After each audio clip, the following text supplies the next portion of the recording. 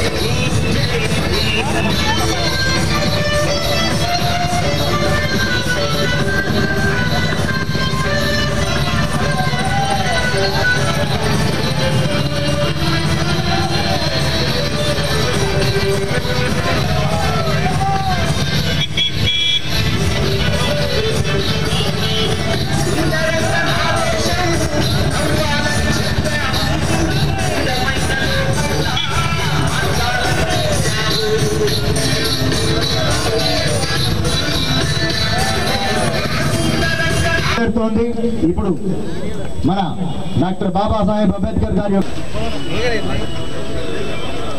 జోహార్ బాబాసాహెబ్ అంబేద్కర్, జోహార్ బాబాసాహెబ్ అంబేద్కర్.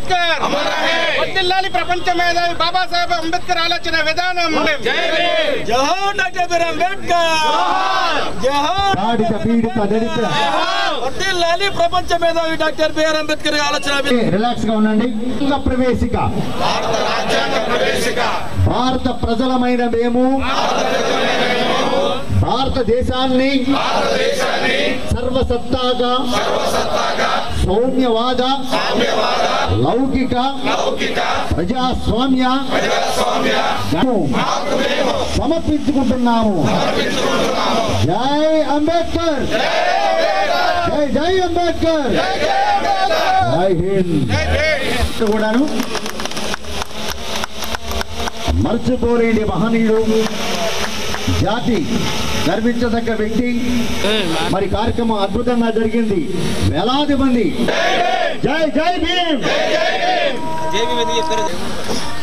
ఈరోజు గౌరవ ముఖ్యమంత్రి శ్రీ వైఎస్ జగన్మోహన్ రెడ్డి గారు ప్రపంచ దేశాలకు తెలిసే విధంగా మరి ఎంతో ప్రతిష్టాత్మకంగా మరి బాబాసాహెబ్ బిఆర్ అంబేద్కర్ గారి విగ్రహ ఆవిష్కరణని మరి విజయవాడలో రేపు జరుపుకోబోతూ ఉన్నాము.